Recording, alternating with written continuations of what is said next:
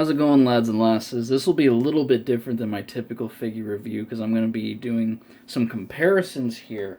We're going to be comparing Doomguy, Doomslayer figures. So these were popularized by the Doom reboot back in 2016, and then it was continued with Doom Eternal. Both really great, awesome first-person shooters that you don't need my recommendation to know to play those games. Just play them. Anyways, they made collectibles pretty cool in that game, because especially if you're somebody like me who's a figure collector, you love going around collecting all the action figures, seeing all the different things. So in the first one, you had just different versions of Doomguy, different colors, and it's been a while. I forget if they all played different sounds, but you know, when you collect them, it would play a song, a little sound bite. And then they continued that in Doom Eternal, where they're different figures, different. In real life, it would be a different mold, but it's you know, continues the vein of that, where there's just the one Doom Slayer, and then the rest are the demons. So naturally, people are gonna want those in real life.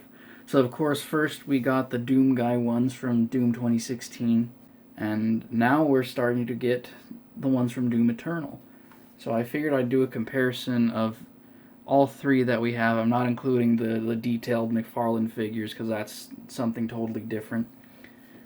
So let's start off with the original here.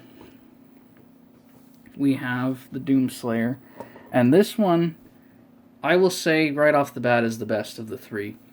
It has the most articulation. You have the head swivel, you've got arm swivel, they even have forearm swivel, the hands can swivel there, and then waist swivel. And the only thing that inhibits the articulation is stuff like the head, so the arms can't go all the way 360 because of the head. And that, what could have remedied that is like swivel joints in the shoulder there, like a typical action figure, and that would have been game accurate. That's my one gripe with this, is the articulation isn't really game accurate. And I'm not really a fan of the ratcheted joints, especially on a figure like this. I understand it with more of the collectible, detailed figures, like, say, the McFarlane Doomslayer, why you would want ratcheted joints, because even though it makes it harder to pose, it also makes it harder to fall down. I'd still prefer just tighter joints, but, you know, ratcheted joints aren't gonna... They're not gonna make me not get an action figure. But in this case, that thing's not going to fall over. You know, it's designed specifically to stand like that. The legs don't swivel. You didn't really need to do ratcheted joints. And it actually is a hindrance on this because now the head doesn't quite align properly forward. The arms are a little bit misaligned. And I think even the waist isn't properly aligned forward. I forgot to mention, this is made by Gaming Heads. And I don't think you can really get this one anymore. I've seen the Patriot guy, you know, the patriotic paint job style. I've seen that on Big Bad Toy Store and maybe on Amazon. But I don't know if you can get the original one anymore. And then the other one they made was the pink guy. I haven't bothered keeping up with that. So despite all of that, I would still recommend this one, obviously, if you can get your hands on it. And, you know, the coolest thing about this is...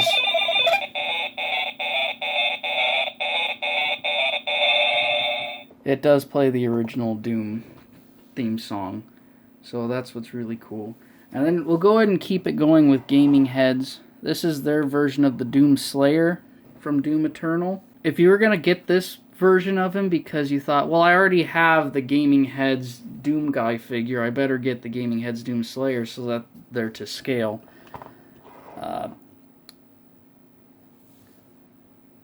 It's about 3 inches shorter anyways, so that's not really a good reason. But they actually did inhibit the articulation on this one. Like, it can't go, that arm can't go past that point. This arm's even more inhibited. That's as high as it goes. And the waist really doesn't have a lot going for it there. Head is super limited. You only have about 4 ticks on the ratchet. And then you have that same issue with the ratchet joints where the head doesn't quite line forward.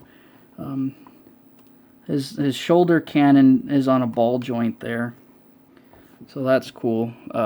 This one doesn't play any music. So then we have the direct competitor to that. This is by Numbskull. Before this, they were making those like rubber duck collectibles. So that's kind of what they were known for, and I didn't really jump on that bandwagon, but I was pretty stoked when I saw that they were making these, because at the time it was hard to get the Gaming Heads version. They only sold it directly on their website, and then it had to be sent from their warehouse in China. The shipping was outrageous. It was more than the figure, and I didn't want to wait that long, so I just kind of skipped out on it. Plus, I had a kind of a crappy experience when I ordered the Doomguy from them the first time. The shipping got messed up, and it was just a whole ordeal. So it was a lot going against it. So that's why I was pretty happy when Numbskull was making them. But these are pretty different figures. So what I will say with this is the articulation isn't really... It's not directly inhibited, it's just inhibited by if it bumps into something, but if that thing wasn't there, it would rotate, like the head would rotate all the way around. So you have head rotation there, both arms swivel up, and they can technically do 360, but it's inhibited by the body. Plasma caster actually has a swivel on the back there, but it's not incredibly useful. And then, not the plasma caster, shoulder cannon. And then it's on a ball joint there. Now instead of a waist swivel, this one has leg swivel. And that alone kind of made me torn on both of these. Because the original plan was to just wait out and see if like the Bethesda store got the Gaming Heads one. And then this came out and I was like, oh, I'll just get this. But then I noticed, oh, no waist swivel. But the thing is, this doesn't have any leg swivel. So it's kind of a give and take with them. And that's really where we get down to how to decide which one you want to get.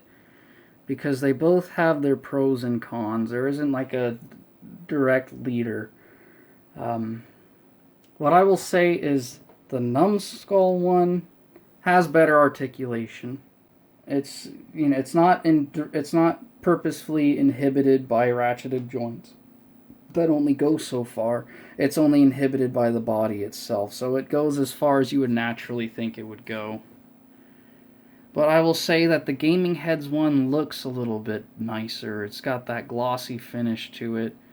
It's more saturated. It just pops more. And of course it goes with the Gaming Heads Doomguy better. So how you are going to decide which one you're going to get is determined by a couple of factors. If you just want Doomslayer, you don't care about the demons, and you already have, say, Doomguy, and so you just want a Doomslayer to go with him, then I would say go with the Gaming Heads one. It's actually a little cheaper, surprisingly. And, the articulation on both of them isn't...